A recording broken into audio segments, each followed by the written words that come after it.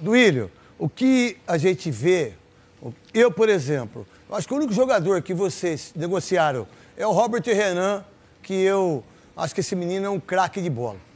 Tanto é que está entre os 20 jogadores eleitos aí de jovens pela FIFA. Eu queria que você explicasse para o torcedor, para a gente, como é que foi essa negociação.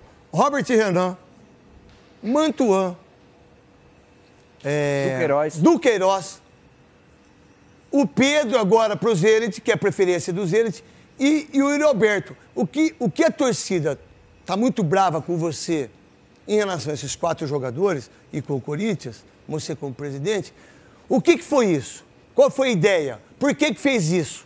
Porque não tem dinheiro, tem que pagar as contas e esses meninos são todos eles já foram embora. Por que vocês fizeram isso e trouxeram o Yuri Alberto? E aí veio o que você falou há pouco tempo, daquilo que o Yuri Alberto vale de 37 milhões de euros. Esses 4 jogadores, não daria para segurá-los ou não teve jeito de fazer isso? Porque esse Robert Renan é um craque, mas por outro lado você tem Murilo, Caetano, que jogaram bem, 2 zagueiros, você tem o Wesley, e para a sequência, o Wesley, você é 70% do Corinthians. O Murilo, quanto que é?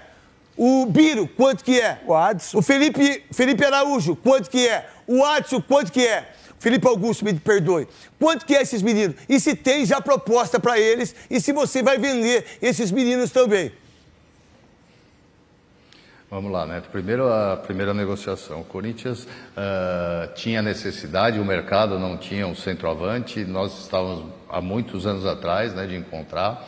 Encontramos aí uma possibilidade de empréstimo na época, né, no início da operação do Yuri Alberto, que para mim é um jogador de 21 anos, um jogador que tem ainda uma Olimpíada pela frente, que tem Copa do Mundo pela frente, que já serviu a seleção principal, que foi artilheiro onde passou, fez um campeonato excelente no Inter.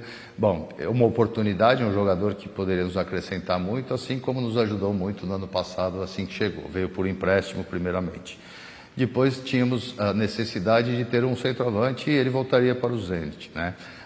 Fizemos uma conta de valores de mercado do que valeria o jogador e o Zenit tinha interesse no Robert Renan, que também tinha interesse de ir. Fizemos aí um percentual do Robert, foi 55%, se eu não me engano, foi isso. Um percentual do Mantuan, que já estava lá emprestado, para completar isso, porque a gente tem avaliação, no caso o Robert também é um jogador que jogou pouco. Se você olhar hoje quanto ele vale aí no mercado de avaliações, ainda também é um valor baixo por ter feito poucos jogos no profissional. Não chega, acho que nem na metade do que é hoje o valor de mercado do Yuri Alberto.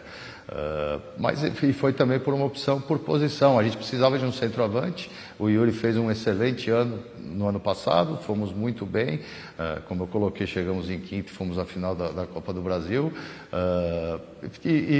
Decidimos fazer esse investimento. Primeiro porque a necessidade da posição, segundo o valor de mercado de um centroavante sempre é maior do que o de um defensor, né, por fazer os gols.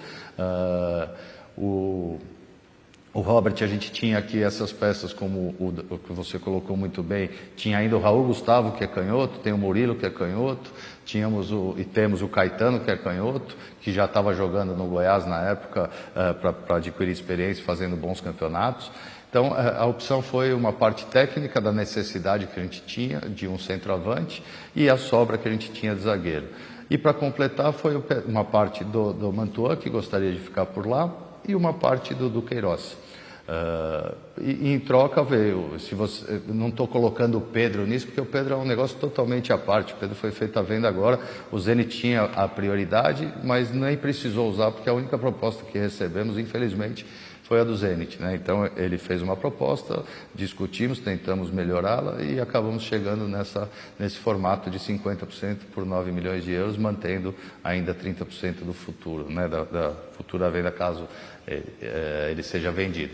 Então, eu acho que é essa gestão que a gente tem que fazer. No caso do Pedro, você colocou, nós temos o Wesley aqui, que no momento está à frente dele, nós temos o Biro, que está aqui, nós temos o Adson, que está aqui, nós temos jogadores que fazem a mesma função. Do lado esquerdo, por exemplo, do campo, que é onde o Pedro mais joga, nós temos o Roger Guedes.